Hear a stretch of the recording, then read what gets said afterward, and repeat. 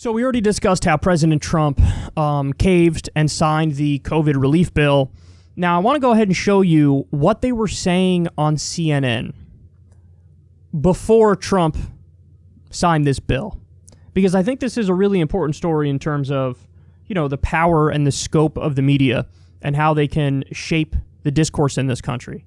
So look at where they put the bulk of the blame, and then we'll come back and I'll explain to you why I think they're missing the mark here. Let's get an update now on the fate of the COVID-19 relief bill, the threat of a government shutdown, and the hand-wringing up on Capitol Hill. Our congressional correspondent, Phil Mattingly, is tracking all of this for us. Phil, the president's demand to increase stimulus checks is putting members of his own party in a real bind. What's the latest?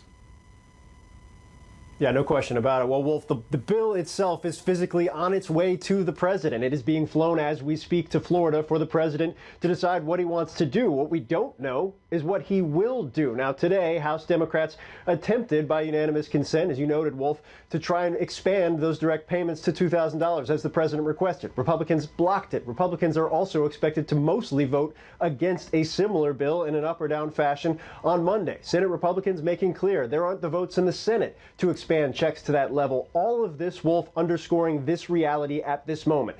There is no alternative. There is no secret plan B. There is the president needs to sign this bill, or there's no other option. That's basically what I'm being told by Democrats and Republicans. Everybody waiting to see. And Wolf, a couple things to keep in mind here. One, this isn't just a COVID relief package. This is also funding for the government through the fiscal year. There will be a government shutdown on Monday if the president does not sign the bill. And obviously the stakes, Jeremy hit at them, the 12 to 13 million people that would lose unemployment benefits on December 26th. You have increased food aid. You have the extension of the eviction moratorium. All of the different pieces of this puzzle here trying to provide a safety net for Americans hurting right now from the coronavirus pandemic and the economic aftershocks from that. Right now, though, all in the hands of the president, with nobody really sure what he's going to do, Wolf. Yeah, millions and millions of Americans are going to suffer a wave of evictions all across the country. Does President Trump understand the real implications, the disaster of derailing this deal?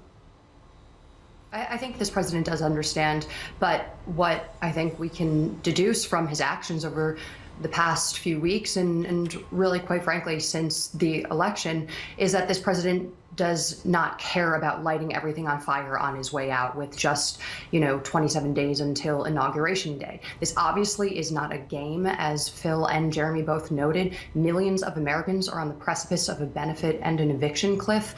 There's food assistance on the line here, an eviction moratorium, lots of really consequential things. But this doesn't stop the president from waiting until the 11th hour and playing games, quite frankly. So, listen, is there a lot of blame to go around, and is there a lot of blame for Trump? Absolutely. I mean, I said it a million times, but if you're going to ask for that $2,000 payment instead of $600, you should have interjected yourself early on in the negotiations and been firm and said, we're not backing off of this. He could have done that, and he didn't do that. Instead, he let Mitch McConnell take the lead, Steve Mnuchin to a lesser extent, and then you got all these bills like the Manchin-McConnell bill or Manchin-Romney bill where they negotiated and they had stimulus bills with no stimulus checks. There were like multiple versions proposed of a stimulus bill with no stimulus checks.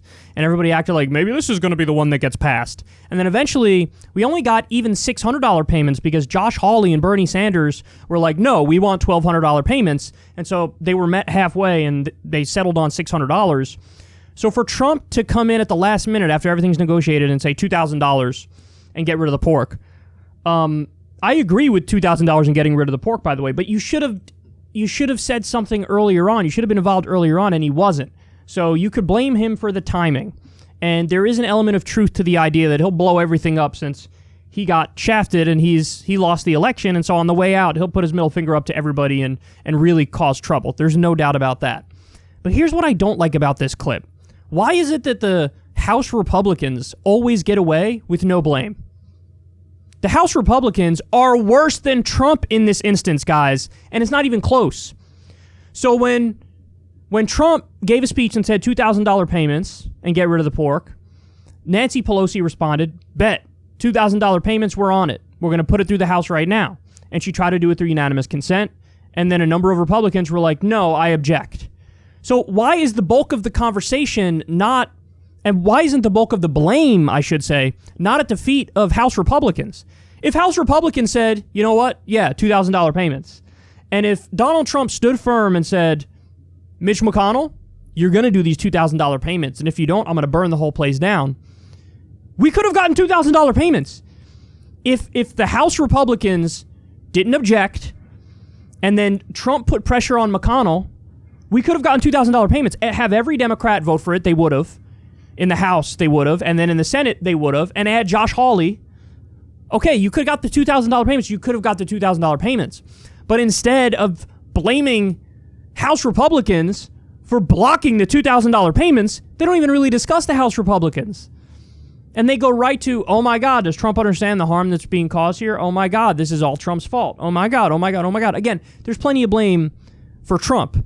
But in a rare instance where he actually comes up with a policy idea that's more beneficial to the American people, you think you should probably point that out, number one. And number two, blame the people who are blocking that. We could have gotten the $2,000 payments and that bill could have already been signed if it wasn't for the congressional Republicans. But somehow the congressional Republicans get away with this. And by the way, don't get me started. I know that Nancy Pelosi didn't have to do it through unanimous consent. She could have just put a clean bill on the floor and they got it through the House that way for the $2,000 payments. She should have done that first. She didn't do that first.